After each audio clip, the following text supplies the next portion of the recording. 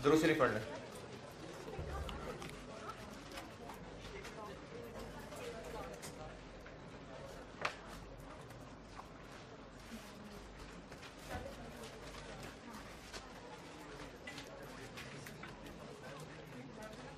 अच्छा, कल जो एंड पे मैंने एबनॉर्मल गेन किया था, वो मुझे भी अंदाजा था कि जब आप ये दिमाग बंद कर लेते हैं ना कि नहीं सर नहीं, बस टाइम नहीं है, बस करें क्लास, तो आप दिमाग वाकई बंद कर चुके होते हैं। तो मैं कल वाली फिगर दोबारा लिख रहा हूँ।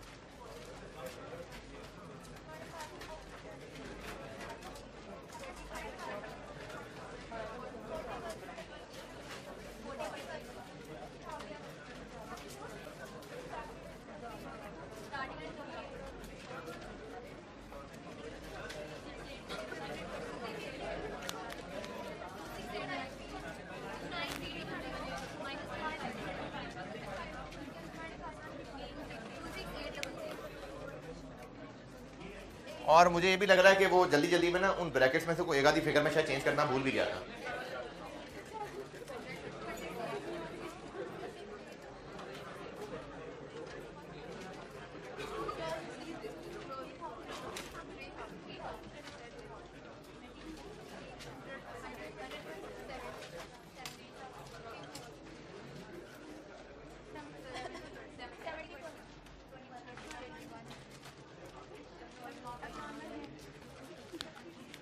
एबनॉर्मल गेन वो यूनिट्स हैं जो बन गए। अगर असल बात देखें तो हाँ, असल तो ऐसे ही है कि वो हैं जो ज़ाया नहीं हुए और बन गए, और वो जो बन गए वो इसमें है कि नहीं है ना भाई, जो ज़्यादा बन गए हैं तो है ना इसके अंदर, क्यों नहीं है, वो इसमें है। लेकिन एबनॉर्मल लॉस और एबनॉर्मल गेन का कॉन्सेप्ट ही यही था कि पर यूनिट कॉस्ट सस्टेन रहे और ऐसे ही रहे जैसे उतना ही लॉस हुआ जितना होना चाहिए था। तभी एबनॉर्मल लॉस और एबनॉर्मल गेन का कॉन्सेप्ट बनाया गया है कि पर यूनिट कॉस्ट के अंदर उतना लॉस बिल्ड कर लिया जाए जो हमने सोचा है कि होता है। अगर उससे कम या ज्यादा हुआ तो पर यूनिट कॉस्ट को नहीं उसका अफेक्ट आने देंगे। ये कॉन्सेप्ट है एबनॉर्मल लॉस और एबनॉर्मल गेन का। यानी एबनॉर्मल लॉस और एबनॉर्मल गेन का जो भी हम कुछ यहां करने वाले हैं वो एक एडजस्टमेंट है। उस एडजस्टमेंट की जिंदगी का मकसद क्या है कि पर यूनिट कॉस्ट पे उस एबनॉर्मेलिटी का इफेक्ट ना आए, ये मकसद है, जस्ट एक एडजस्टमेंट है।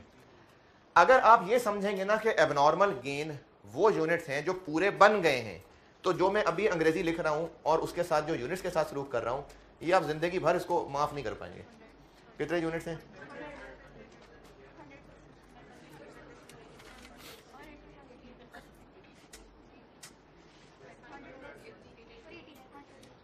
जब तक आप ये सोचते रहेंगे कि ये 100 यूनिट्स तो बन गए हैं, जब बन गए हैं तो फिर 80% क्यों? तो असल में बात ये है कि वो जो बने हैं ना वो इधर हैं, वो इसमें है। ये एक एडजस्टमेंट है और ये 100 वो नहीं है जो इस एडजस्टमेंट के करने का मकसद यहां पर वो 100 लिखना नहीं है जो बन गए हैं। ये कौन से 100 हैं? जो जाया नहीं हुए। अगर होते तो 80% तक कंप्लीट हुए होते। ये जो 80% था ना डिफेक्टिव यूनिट्स की, मैंने कहा था 80% कंप्लीट हैं। इसके बारे में इंशाल्लाह कोशिश तो है कि आज ही जिक्र आ जाए इसका। एक इंस्पेक्शन स्टेज बताऊंगा मैं, उसका कॉन्सेप्ट डिटेल से तब बताऊंगा। अभी चूंकि बात समझा रहा हूं उसलिए बिल्कुल थोड़ा सा आइडिया दे रहा हूं कि जब कोई प्रोसेस चल रहा होता है उसमें जो यूनिट्स खराब होने होते हैं वो एक पास्ट प्रैक्टिस से अंदाजा हो गया होता है। जैसे चलो अभी स्टूडेंट्स की मिसाल आ गई दिमाग में, जिन लोगों ने सीए नहीं करना होता, यानी उन्होंने एफर्ट ही नहीं करनी होती, वो शुरू के पेपर्स में ही अंदाजा हो जाता है कि ये नहीं हो रहे पास। जो शुरू के पेपर्स हैं ना, अभी ये जो कैफ का लेवल आप लोग क्या है ग्रुप ए, ये जो शुरू के 2-3 पेपर्स हैं, आप में से काफी सारे बच्चे भी एएफसी पास आए हुए हैं। कुछ होंगे जो जल्दी पुश्ती यहाँ चले जा रहे और 2-3 अटेम्प्ट दे चुके हैं, पेपर पास कर रहे हैं, लेकिन वो लगे हुए हैं, वो पेपर पास कर रहे हैं, उनको भी पता लग गया हुआ है, घर वालों को भी पता है कि वो सीरियस हैं। लेकिन आप में से आप जरूरी नहीं कि आप में से पूरे आईकैप के जो इस साल अपीयर होने जा रहे हैं इस अटेम्प्ट में, उनमें से बात कर रहा हूं। अभी कई बच्चे ऐसे भी होंगे जो एएफसी पास करके आ तो गए हैं, लेकिन अभी उनको भी नहीं पता, उनके घर वालों को भी नहीं पता कि वो सीए वाला मटेरियल है भी कि नहीं है। उनको भी नहीं पता कि वो इसमें इंटरेस्टेड भी हैं कि नहीं, लेकिन एक दो अटेम्प्ट के अंदर अंदर कांट छांट हो जाएगी। जब वो एक दो अटेम्प्ट में नहीं पास होंगे, उनको भी रियलाइज हो जाएगा, घर वालों को भी रियलाइज हो जाएगा, तो वो एक दो अटेम्प्ट के अंदर अंदर हो जाएगा। यानी पूरे सीए के कैरियर में 1 साल के अंदर अंदर पता चलता है जिसने छोड़ना है वो 1 साल के अंदर छोड़ जाएगा। इसी तरह से जब एक प्रोसीजर के अंदर यूनिट्स डाले जाते हैं तो मैनेजमेंट को पता है कि जिसने खराब होना होगा वो इतने टाइम के अंदर अंदर हो जाएगा। तो इस सवाल के अंदर ये जो 80% था, मशीन का ढक्कन ही जब खोला जाता था जब प्रोसीजर 80% चल चुका होता था, क्योंकि मैनेजमेंट को पता था कि उस टाइम तक जो निकाल गया, जो नहीं उसकी लाशें हम बाहर निकाल लेंगे। इसलिए ये 80% कंप्लीट थे और 80% ही कंप्लीट ही होते थे और बाहर निकाल लेते थे।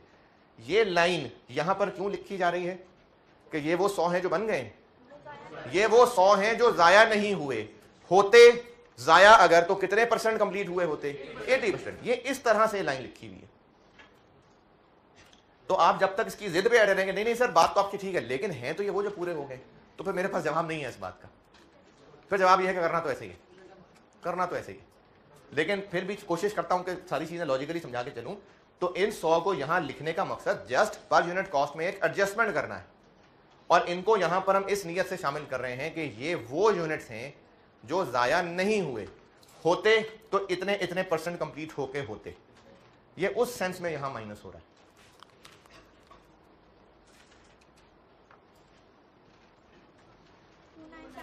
To nine 8 cost per unit 5 है चूंकि, तो इसलिए बस करंट पीरियड कॉस्ट है 6 लाख और 840 और scrap value 2400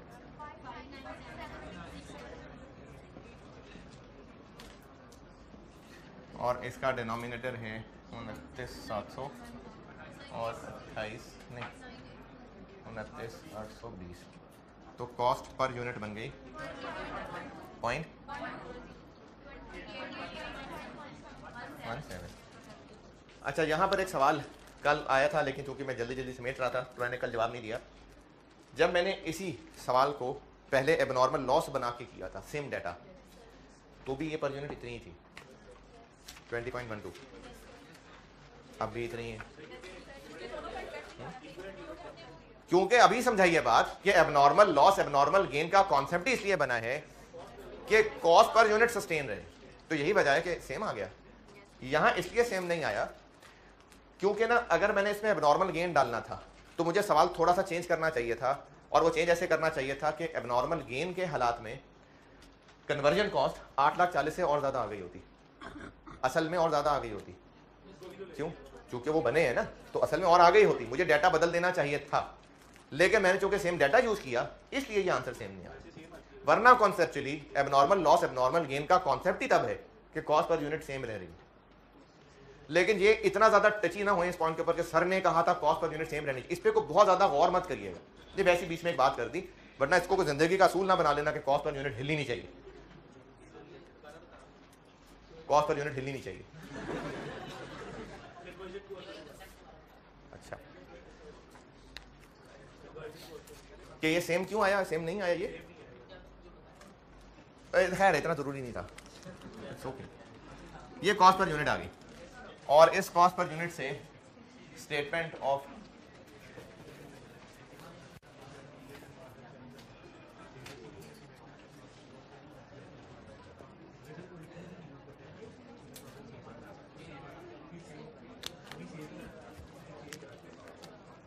opening work in process, एक इसमें बीडी है 40 है और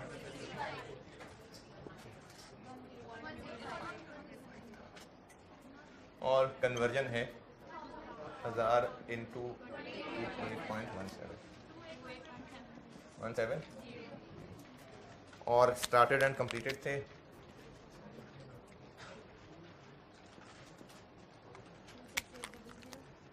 26,800 इंटू 20.12 प्लस 28.17। 12941 ठीक। और cost of closing work in process material 3000 into 20.12 और कन्वर्जन 2100 इंटू 1017। और एबनॉर्मल गेन की भी हाँ कॉस्ट ही निकालनी है बिल्कुल। और इसकी वजह ज़्यादा बेहतर आपको समझ आएगी जब मैं आपको टी अकाउंट भी पढ़ा चुका हूँ। तो कॉस्ट ऑफ एबनॉर्मल गेन ही निकालनी है 100 इंटू 20.12 और conversion into 80 into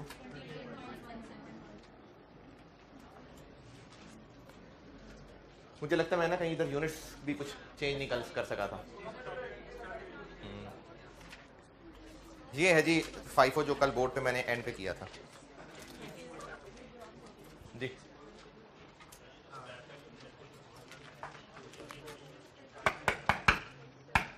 scrap value क्या पता नहीं क्या था। Normal loss 300। नॉर्मल लॉस कितना था 300। कल दूसरे सेक्शन में बैठे हुए थे इधर ही थे 300 था यार। मैंने 300 लिखवाया था।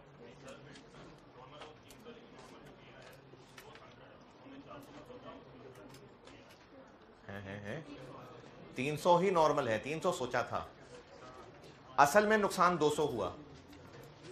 मैंने नॉर्मल लॉस 300 लिखवाया था एक्चुअल में 200 हुआ होगा। ये बोर्ड की सैर करा दे यार स्लो स्लो।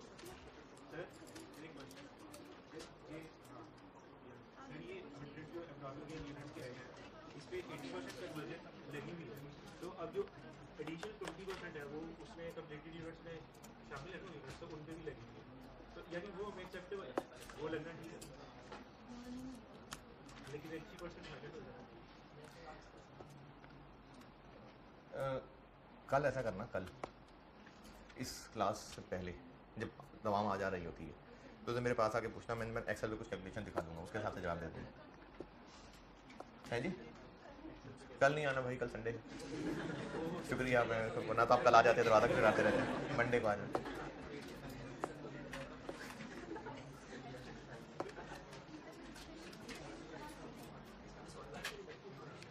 यही सवाल अब आप करिए वेटेड एवरेज से। कर लिया नहीं यार होमवर्क तो एक अलग सवाल था। एक सवाल होमवर्क दिया था मैंने याहिया लिमिटेड।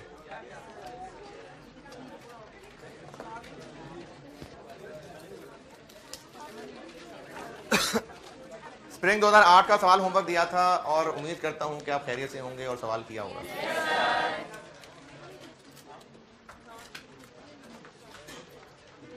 आसान था ना। हाँ तो ये 2008 की बात है। इसमें एक चीज जो मुझे लगती है डिस्कस करने वाली क्योंकि ऑनलाइन वाले बच्चे तो नहीं पूछ पा रहे होते खुद ही बता देता हूं। ये जो स्पॉइलेज है खराबी है डिफेक्टिव है ये 5% ऑफ आउटपुट लिखा हुआ है। अब इसमें एक एतराज बाज़ औक़ात हो जाता है कि ये जो आउटपुट दिया हुआ है 1 लाख टेबल में last line units completed and transferred ये 1 लाख यूनिट्स लिखे हुए हैं ये आउटपुट है। Normal spoilage is 5% of output. इसको पढ़ के ये मतलब लग सकता है कि इन 1 लाख में से 5% नॉर्मल लॉस है। यही है तो आउटपुट 1 लाख है ना। हाँ देखा मेरा अंदाजा सही। 1 लाख में से 5% नॉर्मल लॉस है ये पढ़ के मतलब लगता है जबकि ऐसा नहीं है। में से नहीं है ये तो आउटपुट है। ये सिर्फ एक कैलकुलेशन की एक रेशो बता दी। जैसे अगर एक क्लास का रिजल्ट कुछ स्टूडेंट्स फेल होंगे कुछ पास होंगे। अगर ये रिजल्ट इस तरह से बताया जाए कि 80 स्टूडेंट्स पास हुए हैं और 20 फेल हुए हैं। इस क्लास में नहीं आप तो सारे हो जाएंगे वैसे मिसाल दे रहा हूं।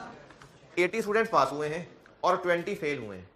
अगर पास और फेल का जस्ट वैसे ही एक रेशो निकालना हो तो ये बोला जा सकता है, मैंने कहा बल्कि चलो और आसान कर लेते हैं, 100 पास हुए 20 फेल हुए, टोटल 120 थे, 100 पास 20 फेल। अगर जस्ट वैसे ही एक रेशो बनाया जाए कि फेल होने वालों की तादाद पास होने वालों का 20% है, ये मैंने जो फिगर बोली है ठीक डाटा बोला, टोटल 120 स्टूडेंट्स हैं, उनमें से 100 पास हो गए 20 फेल हो गए। अगर जस्ट एक रिलेशन बताना हो तो ये कहा जा सकता है, मैंने कहा 100 पास है 20 फेल है, अगर एक रिलेशन बनाना हो तो ये कहा जा सकता है कि फेलियर की तादाद 20% ऑफ पास स्टूडेंट्स है। ये बात सही है क्या? इसका मतलब ये हुआ है कि जो पास हुए हैं उनमें से 20% फेल हो गए? नहीं, वो तो पास है, जस्ट वैसे ही एक रिलेशन बनाया हुआ है। तो इसी तरह से ये लिखा है कि normal spoilage is 5% of output, ये जस्ट एक नंबर कैलकुलेट करने के लिए कहा है। इसका मतलब ये नहीं है कि आप 1 लाख में से मजीद लॉस माइनस कर लें, ये 1 लाख आउटपुट ही है, वैसे ही बस कैलकुलेशन के लिए कह दिया कि 1 लाख के 5% के बराबर जो आंसर आएगा यानी 5000, तो समझो 5000 नॉर्मल लॉस। ये इस तरह से मतलब है, इन 1 लाख में से नहीं है जो दाया होने हैं। हाँ बिल्कुल, उसको बस रिलेट किया होता था कि लेबर कॉस्ट का 50% एफओएच, इसका मतलब ये नहीं था कि लेबर कॉस्ट में से आधा एफओएच है, ये जैसे एक रिलेट की हुई है चीज।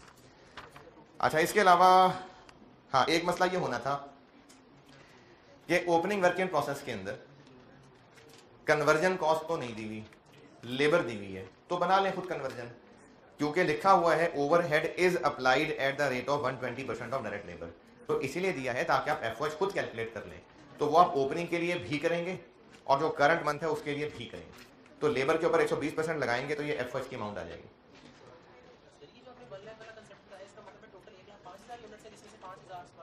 नहीं नहीं नहीं नहीं, 1 लाख बने हैं बस, 1 लाख आउटपुट हो गए हैं।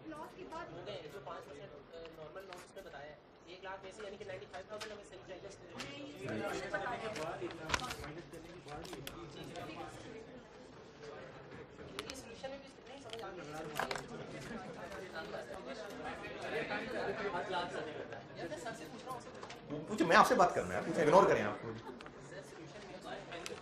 सोल्यूशन मैंने बनाया, हाँ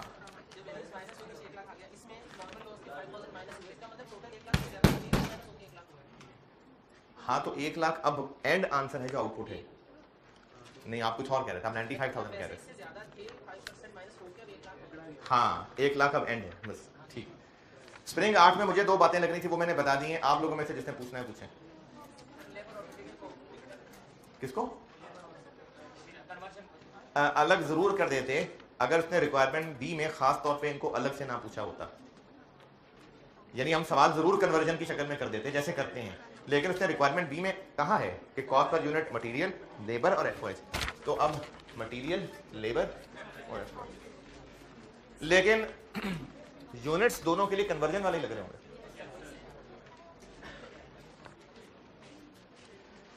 चलिए ठीक है जी, स्प्रिंग 8 डन।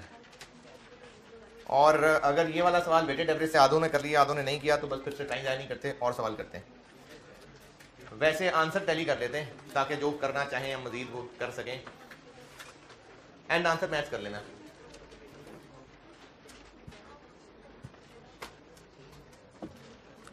ये हो जाएगा 29,300। अगर जिन्होंने वेटेड एवरेज से किया है उनको आंसर टैली करा के दे रहा हूँ, और जिन्होंने नहीं किया आइंदा करने का इरादा रखते हैं। ये क्या बना?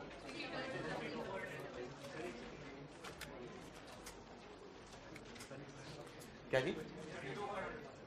331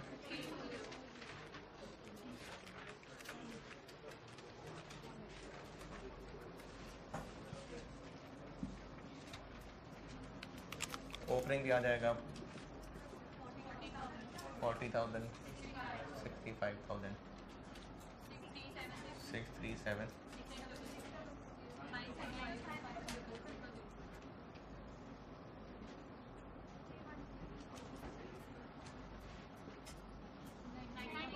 $19.8 1 के 0.8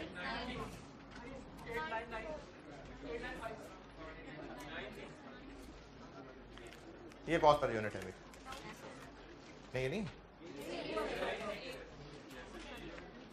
और अब स्टेटमेंट ऑफ इवैल्यूएशन बन जाएगी, कॉस्ट ऑफ कंप्लीटेड यूनिट्स में आएगा 29,300 इंटू ये, और वर्क इन प्रोसेस में आएगा 3,000 इंटू ये, 2,100 इंटू ये, और कॉस्ट ऑफ एबनॉर्मल गेन में आएगा 100 इंटू ये और 80 इंटू ये।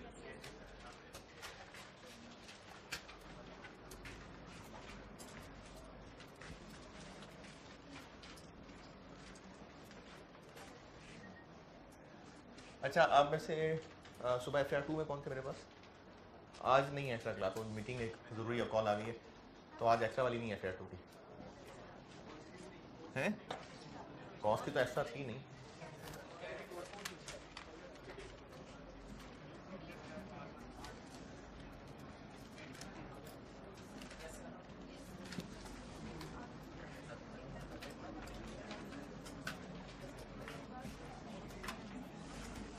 वरना मैं पक्का इरादा कर चुका था आइस 10 शुरू कराने का। अब आज नहीं हो सका तो मैं सोचूंगा मंडे को कंसोलिडेशन कराऊंगी या थ्योरी कराऊं। अच्छा, अब ये हम बिल्कुल basic level of exam level पहुंच गए, बेसिक बिल्कुल लेवल तक हम पहुंच गए। अब यहां से आगे बढ़ते जाते हैं।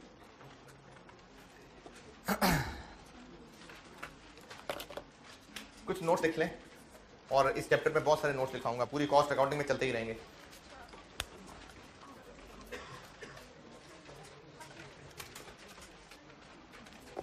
एक तो लिख लें, अगर पहले नहीं लिखा था तो, अगर पहले लिखा हुआ तो ठीक है, अगर नहीं लिखा तो आप लिख लेना कि आपको अगर FOH अप्लाइड और एक्चुअल दोनों अवेलेबल हैं, तो हमने कैलकुलेशन में FOH अप्लाइड यूज कर।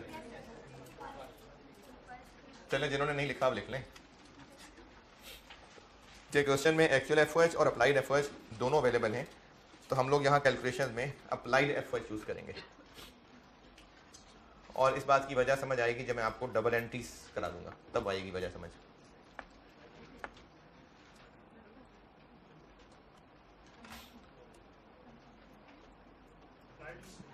जी, अप्लाइड यूज करेंगे। अच्छा, दूसरी बात ये भी मुझे उम्मीद है पहले हो चुकी है, लेकिन फिर भी जिसने नहीं लिखा वो अब लिख लेना कि जो आपको ये वर्क इन प्रोसेस या एबनॉर्मल गेन लॉस की स्टेज ऑफ कंप्लीशन बताई होगी, ये बाय डिफॉल्ट कन्वर्जन की है। अगर मटेरियल की अलग से होगी तो बताई होगी। दोबारा, ये जो वर्क इन प्रोसेस या ALAG की स्टेज ऑफ कंप्लीशन कही हुई, बस कितने % कंप्लीट, ये बाय डिफॉल्ट कन्वर्जन के हिसाब से है। अगर मटेरियल के एतबार से भी कोई स्टेज ऑफ कंप्लीशन अलग से है तो बताई होती है।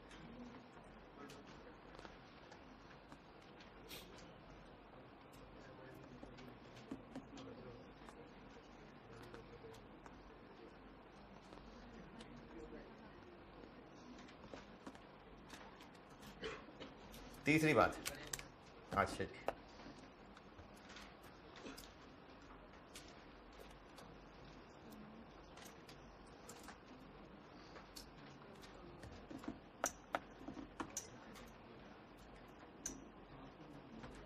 अच्छा, जितना ये नोट्स वगैरह लिखवाता हूँ ना, ये इतना वाजे लिखा करें कि आप पेजेस पलटें तो आपको पता चले कोई पढ़ने वाली कीमती बातें थी। ये सारी बातें जो आज बता रहा हूँ ये कीमती हैं सारी, ये इल्म के मोती हैं, समेट लें।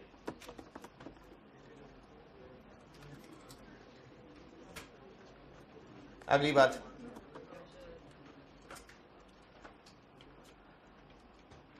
बात, ये है कि ये जो नॉर्मल लॉस, एबनॉर्मल गेन, ये टर्म्स जो है ना, ये सिर्फ तादाद के एतबार से हैं, वरना फिजिकली सब एक जैसे ही हैं। ऐसा नहीं है कि जो नॉर्मल लॉस के यूनिट्स हैं वो थोड़े से जले हुए हैं और अब नॉर्मल लॉस हुए जो बिल्कुल ही सड़ गए। ये हैं सब फिजिकली एक ही तरह के। ये तो बस तादाद की बात है कि जितना सोचा था वो नॉर्मल, जो उससे ज़्यादा हो गया वो एबनॉर्मल। इसीलिए जो डिफेक्टिव यूनिट्स की रिकवरी वैल्यू है वो सब के लिए एक जैसी है। लंबी हो गई बात, समझ ही नहीं आई।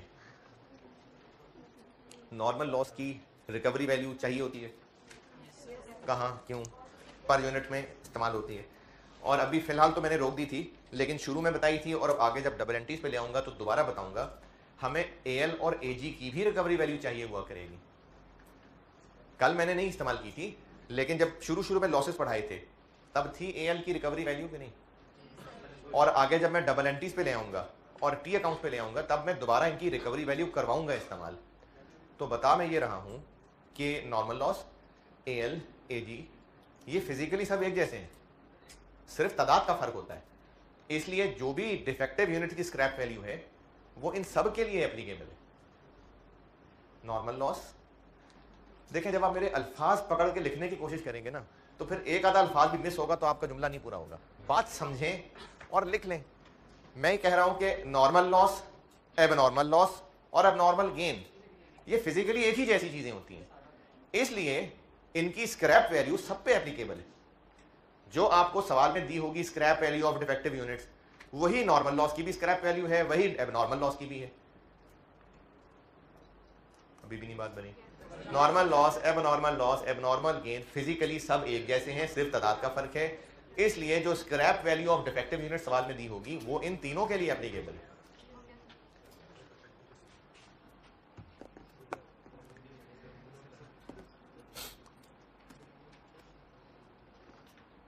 चले अगली बात लिखें। जी ठहर के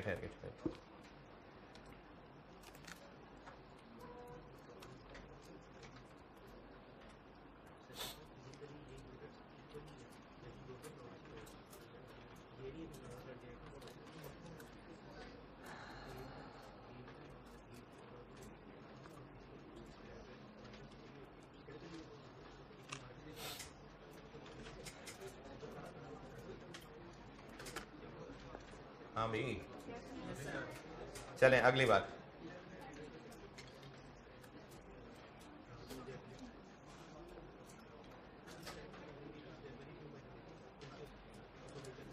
अगर एबनॉर्मल लॉस या गेन यूनिट्स की स्टेज ऑफ कंप्लीशन के हिसाब से कोई सवाल में किसी भी तरह का हिंट नहीं है, जैसे ये स्प्रिंग 8 में था, तो बस वो 100% कंप्लीट है।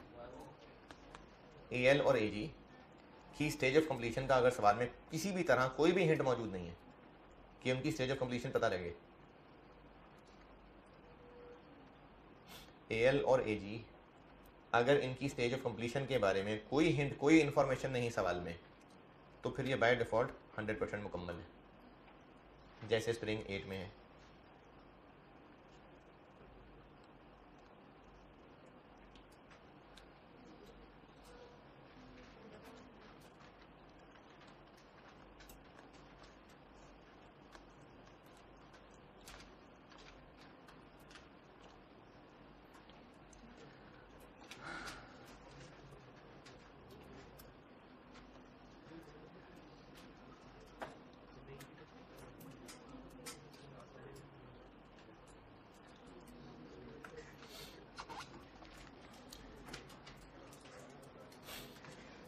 अगला नोट लिखें।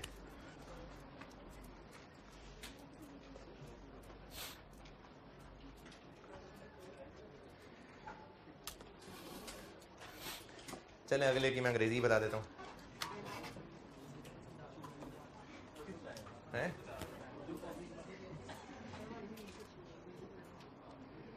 नॉर्मल लॉस जी अंग्रेजी, नॉर्मल लॉस इंग्लिश में ही होता है नॉर्मल लॉस।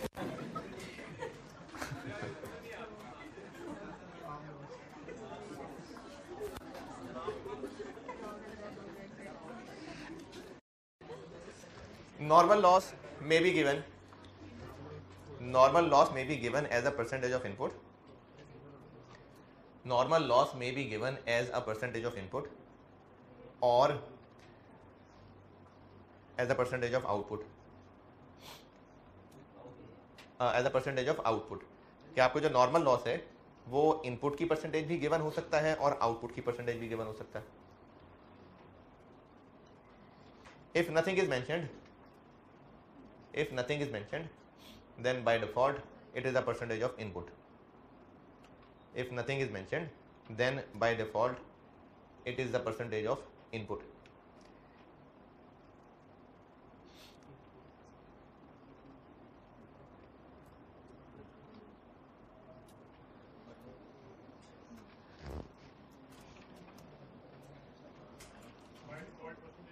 जी, इसका मतलब ये है कि आपको नॉर्मल लॉस सवाल में जनरली 1% की शक्ल में दिया होगा। हो सकता है वो कहा हो कि नॉर्मल लॉस 10% ऑफ इनपुट है, हो सकता है कहा हो 5% ऑफ आउटपुट है, तो वो इनपुट आउटपुट किसी की भी परसेंटेज की शक्ल में हो सकता है। लेकिन अगर लिखा है normal loss is 4% full stop bus, तो फिर वो 4% ऑफ इनपुट है। ये मतलब है इस बात का। अगला पॉइंट लिखें, और ये अगला पॉइंट काफी इंपॉर्टेंट है और ये एग्जाम्स में मोस्टली ऐसे ही टेस्ट होता है। ये वैसे तो सारे नोट्स इंपॉर्टेंट हैं, लेकिन अब जो बात करने लगा हूं ये काफी इंपॉर्टेंट है। If normal loss is a percentage of input,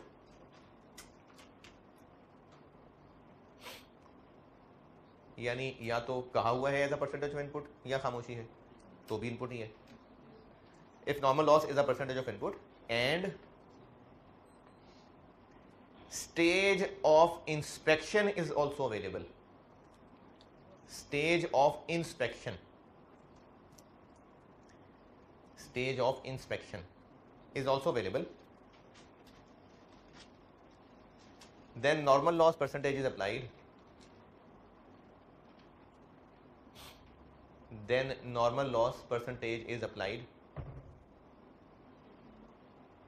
to inspected units,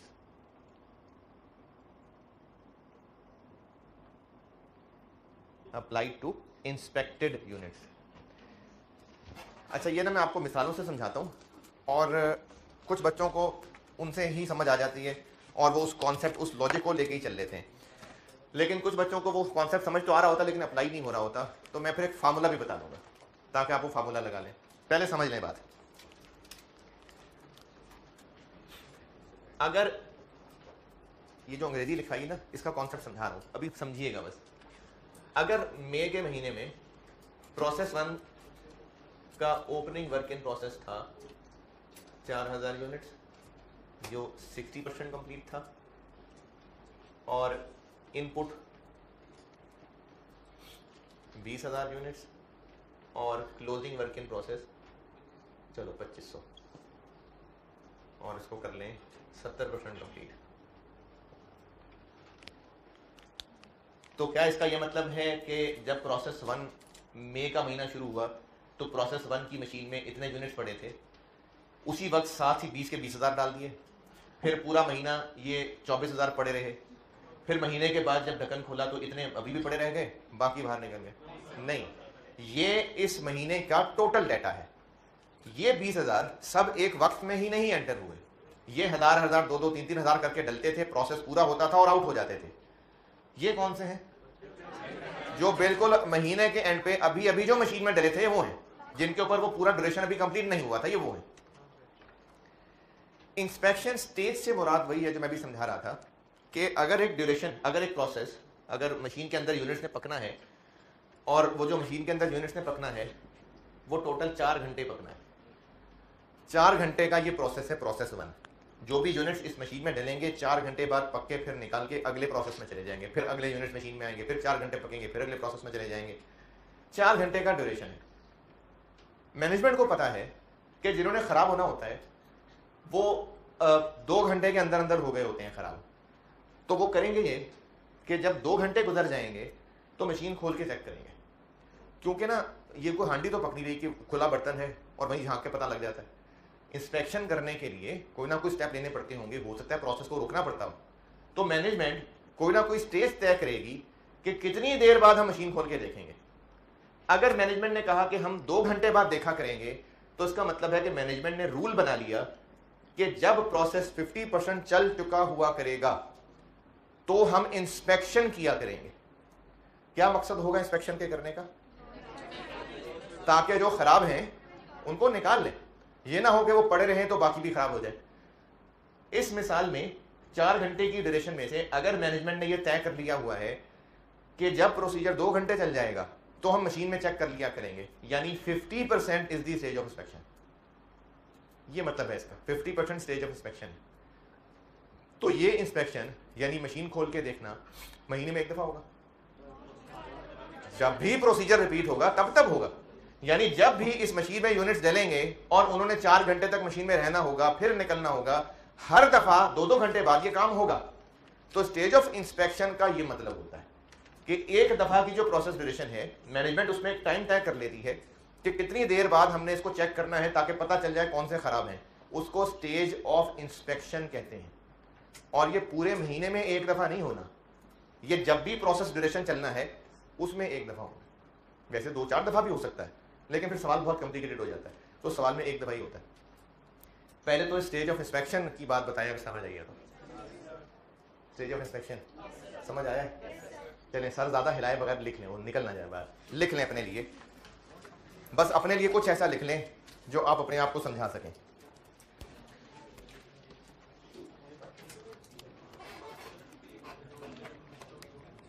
ये बात अगली है, पहले स्टेज ऑफ इंस्पेक्शन समझा दें अपने आप को।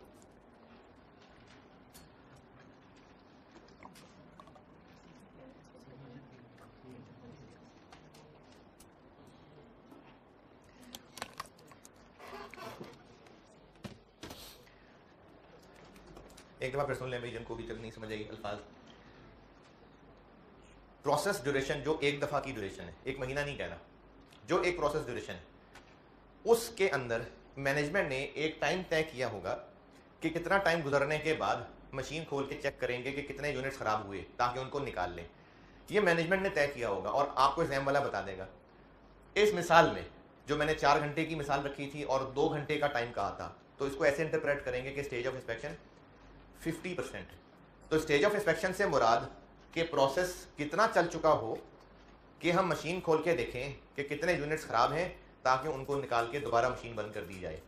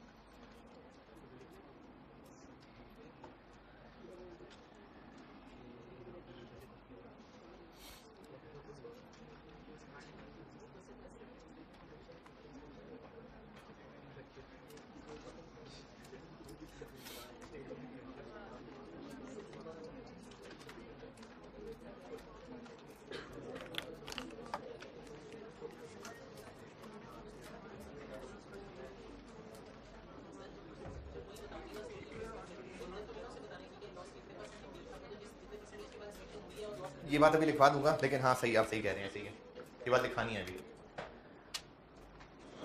जी, स्टेज ऑफ इंस्पेक्शन पे मजमून लिखने को कहा था, आपने लिख लिया।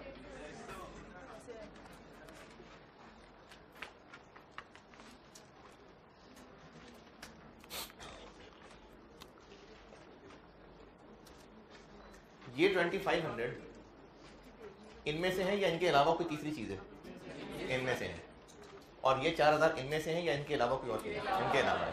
तो ये और ये दो अलग अलग चीजें हैं और ये इसी में से है, कोई तीसरी अलग चीज नहीं है। ये जो मिसाल सामने मैंने बनाई हुई है, अगर स्टेज ऑफ इंस्पेक्शन 50% है, इंस्पेक्टेड यूनिट से मुराद जिनका इस महीने टेस्ट हो गया, यानी जिनकी हो गई इंस्पेक्शन, ये इस महीने इंस्पेक्ट हुए कि पिछले महीने हो गए थे? कैसे? क्योंकि 60% कंप्लीट हो गए थे तो ये पिछले ही महीने इंस्पेक्ट हो गए थे, ये तो इस महीने इंस्पेक्ट नहीं हुए। ये इनमें से है ना, ये इनमें से है, ये इंस्पेक्ट हो गए कि नहीं? कैसे? इसका मतलब ये 20 के 20 सारे इंस्पेक्ट हो गए। ये पिछले महीने हो गए थे और इस 20 को कहने से पहले इसको देख लें कि ये इंस्पेक्ट हुआ है कि नहीं हुआ। हो गया क्योंकि 50 से ऊपर निकल गया, तो इसका मतलब कि इस महीने पूरे 20,000 इंस्पेक्ट हो गए। और अगर ये 80% होता, ये पिछले महीने इंस्पेक्ट हुए थे कि इस महीने हुए होंगे? इस महीने हुए होंगे, तो ये तो इस महीने इंस्पेक्ट होंगे। पहले मैं बात कर रहा था 50% की, तो उसमें इंस्पेक्टेड यूनिट्स कितने हो गए? 20। और अगर मैं मिसाल रखूं कि 80% है, तो ये 4000 इंस्पेक्ट पहले हो गए थे कि इस महीने हुए? इस महीने हुए।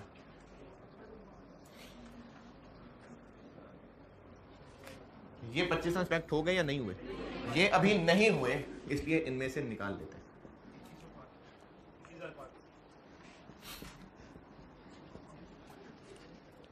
ये बात दोबारा देखिए, ये इस महीने आके इंस्पेक्ट हुए, क्योंकि पहले तो पहुंचे नहीं थे 80 तक, ये तो अब 80 तक मशीन पहुंचेगी तो इंस्पेक्ट होंगे।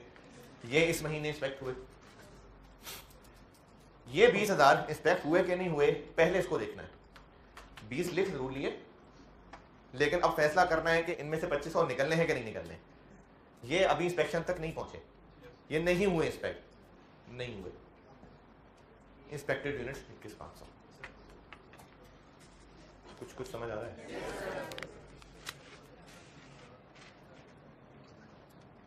65%, 65% है।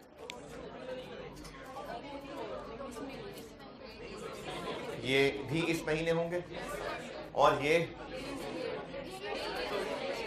हो गए हैं, यानी 4,000 ऐड होंगे और 2500 लेस नहीं होंगे।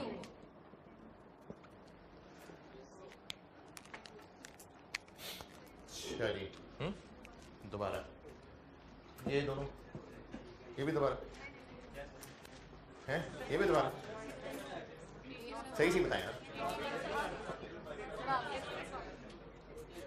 तो सीरियसली ना दोबारा के बस ऐसी फीस दिया तो दोबारा सही सीखता हूँ सीरियसली। 50% अगर इंस्पेक्शन स्टेज थी तो ये 4,000 पिछले महीने इंस्पेक्ट हो गए थे, इस महीने नहीं हुए, उनको नहीं लिखना मैंने।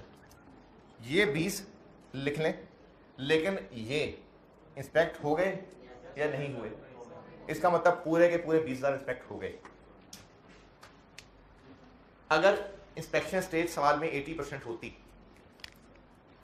ये इस महीने आके इंस्पेक्ट होते,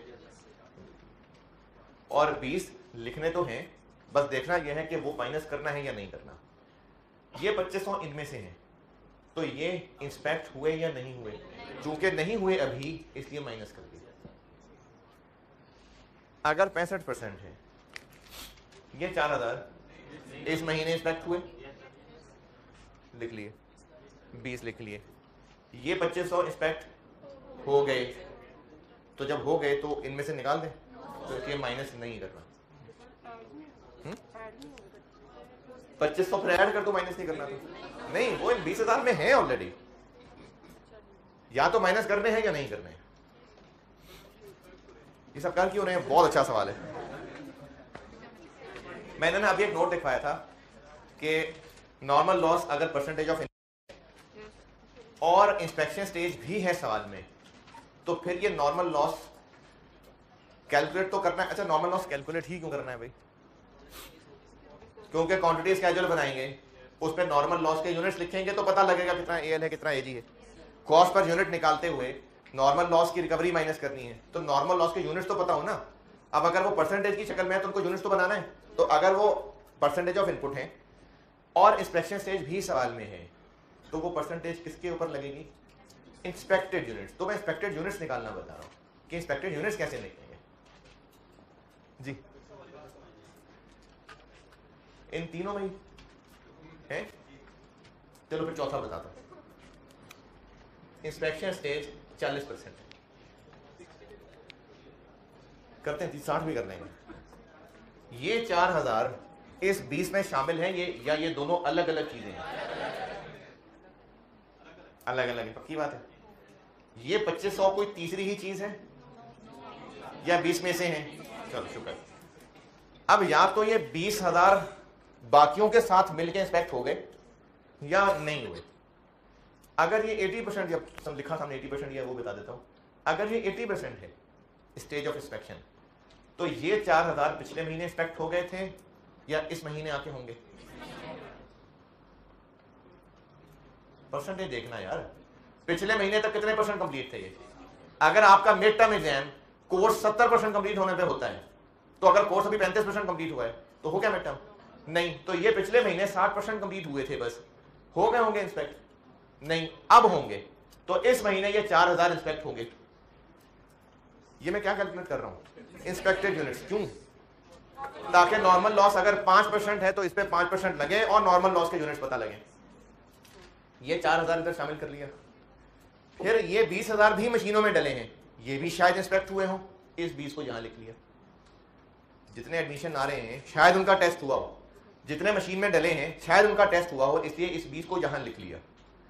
अब इस 20 में से है ये 2500 या ये कोई तीसरी चीज है? 80% इंस्पेक्शन स्टेज है, तो क्या ये 2500 इंस्पेक्ट हो गए? ये नहीं हुए।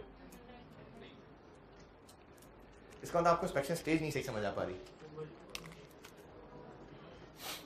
ये पूरा प्रोसीजर है, 80% तक प्रोसीजर पहुंचता है तो इंस्पेक्शन होती है। 10 घंटे है टोटल टाइम, 8 घंटे पूरे होते हैं तो इंस्पेक्शन होती है। इनको मशीन में पड़े अभी 7 घंटे हुए थे, इनकी इंस्पेक्शन हो गई? नहीं हुई। इनकी इंस्पेक्शन नहीं हुई तो ये 20 में ही है ना। ये क्या कैलकुलेशन हो रही है? तो 20,000 पूरे हुए हैं इंस्पेक्ट, उनमें से कितने नहीं हुए वो माइनस कर दी। जी अच्छा जी, 60 करके देखते हैं।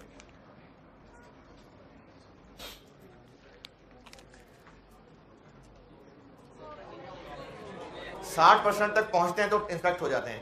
पहुंच गए थे, हो गए फिर ये इंस्पेक्ट। ये इस महीने में नहीं आएंगे। 20,000 ये इंस्पेक्ट हो गए, इसलिए माइनस नहीं होगा।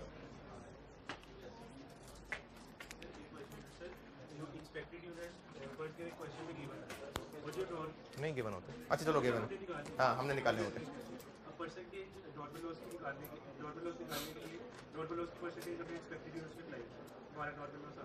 लेकिन फिर अब नॉर्मल लॉस जो स्टेटमेंट ऑफ इक्विवेलेंट प्रोडक्शन पे कैलकुलेट करेगा वैसे भी क्वांटिटीज कैलकुलेशन हम निकाल सर वो लोग तो डेल्टा बेसिस पे निकाल, मतलब पूरा जितना भी इनपुट किया जितना भी आउटपुट हुआ वहां से माइनस कर क्वांटिटीज क्या जो से निकलता है। हाँ यानी नॉर्मल लॉस जो है वो एक्सपेक्टेड यूनिट्स के थ्रू निकलता है, मतलब नॉर्मल लॉस जो है वो टोटल बिल्कुल ऐसे ही। सर ठीक है बात है, तो वो तो मतलब नॉर्मल लॉस भी एक्सपेक्टेड यूनिट्स की यूनिट्स में से नहीं होना चाहिए, मतलब नॉर्मल लॉस के एक्सपेक्टेड यूनिट्स में देता हूं जवाब। ये जो भी सारी कहानी समझाई, अगर समझ आई है बात और आप उसको आगे कॉन्सेप्चुअली लेके चल सकते हैं तो बिल्कुल ठीक है, चलें, कोई मसला नहीं। फिर भी मैं एक फार्मूला बनाने की कोशिश कर रहा हूं, वो फार्मूला चला के देख लें, काम आ जाए शायद। इंस्पेक्टेड यूनिट्स कैलकुलेट करने का फार्मूला बता रहा हूं आपको, है वो यही जो भी बताया यहां। इसमें आप इनपुट के यूनिट लिखें, यानी इनपुट तो लिखें ही लिखें। ओपनिंग के यूनिट्स को ऐड और क्लोजिंग के यूनिट्स को लेस।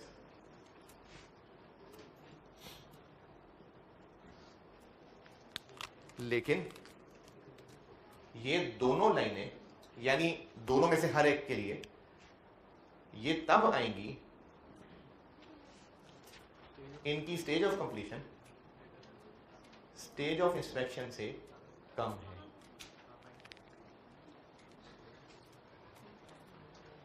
जैसे इस मिसाल में इसकी स्टेज ऑफ कंप्लीशन 60 है और stage of inspection stage of completion stage of inspection से कम है, तो फिर यहां लिखना है, ये लिख लिया। क्लोजिंग 70% कंप्लीट था, इंस्पेक्शन 80% है, तो क्लोजिंग उससे कम है इसलिए लेस होगा, ये लेस हो गया। इधर देख लेते हैं 65%। ओपनिंग 65 से कम है, हाँ जी ऐड होगा। क्लोजिंग 65 से कम है, 70 65 से कम है, कम है नहीं तो लेस नहीं होगा। अगर कॉन्सेप्चुअली सोच के चलना है बिल्कुल चलें, लेकिन अगर नहीं और अगर हाँ भी, फिर भी ना पेपर में ना इतने नर्व्स नहीं काबू में होते कि आप सिर्फ कॉन्सेप्ट की बेस पे चल सकें, इसलिए मैं आप टाइम भी कम होता है, इसलिए मैं प्रेफर करूंगा कि आप फार्मूला लगाएं जरूर, फॉलो फार्मूला करें, लेकिन बार बार अपने आप को उसकी लॉजिक जरूर दोहराते रहें। मैं जितने फॉर्मेट्स आपको सिखा रहा हूं आप फॉलो करें फॉर्मेट्स को, लेकिन बार बार अपने आप को उनकी लॉजिक दोहराते रहें, ऐसे इंप्रूवमेंट होगी। ये इंस्पेक्टेड यूनिट्स का फार्मूला। सवाल लिखें, लिखें लिखें, सवाल लिखें, सवाल लिखें, सवाल लिखें। Opening work in process, opening work in process 3000 units है। Opening work in process 3000 units है। 3000 65% complete, 65% complete. Input 35,000 units, 35,000 35,000 units. Closing work in process 2400 units, 2400 units. और इनके साथ ब्रैकेट में लिखिए 80%, 80% complete.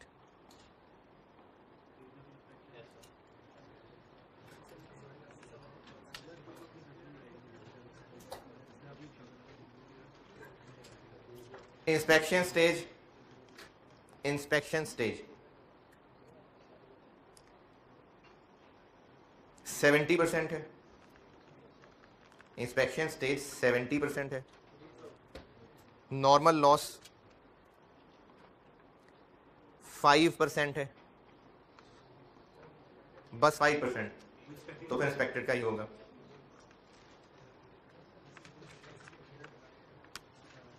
Output, output 33050, 33050। Quantity schedule बनाना required है, quantity schedule.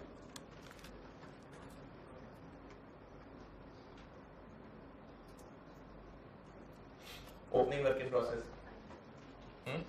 3000, input 35,000, closing 2400। Normal loss calculate कर लेते हैं। स्टेज ऑफ इंस्पेक्शन कितनी है? 70। तो ओपनिंग इस महीने में होंगे प्लस इनपुट। क्लोजिंग हो गए या नहीं हुए? 80% तक पहुंच गए हैं, हो गए इंस्पेक्ट, तो माइनस नहीं होंगे।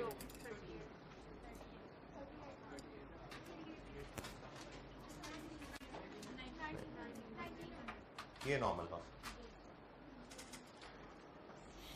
1900 और एक लाइन छोड़ के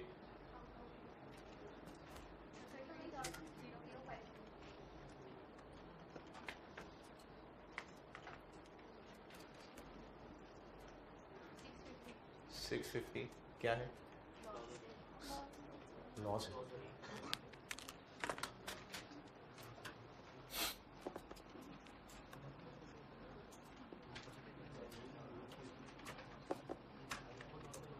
एक नोट और लिख लें और होमवर्क का सवाल सुन लें।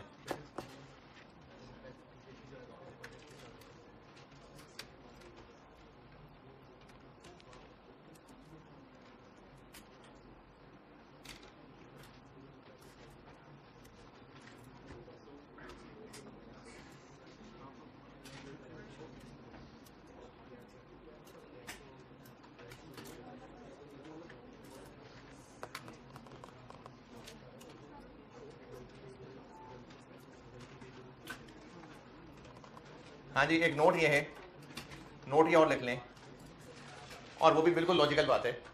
अगर इंस्पेक्शन स्टेज 80% थी तो 80% तक प्रोसेस कंप्लीट हुआ, ढक्कन खोला, जो खराब यूनिट्स थे वो निकाल दिए, तो वो जो निकाल के फेंके वो कितने परसेंट कंप्लीट हुए थे? 80%। तो जो आपको सवाल में स्टेज ऑफ इंस्पेक्शन दी हुई है वही स्टेज ऑफ कंप्लीशन है एएल और एजी के लिए। जो आपको क्वेश्चन में स्टेज ऑफ इंस्पेक्शन दी हुई है उतनी ही स्टेज ऑफ कंप्लीशन है एएल और एजी के लिए। जो क्वेश्चन में स्टेज ऑफ इंस्पेक्शन है उतनी ही एएल और एजी की स्टेज ऑफ कंप्लीशन है। और होमवर्क है स्प्रिंग 2015 क्वेश्चन नंबर 4।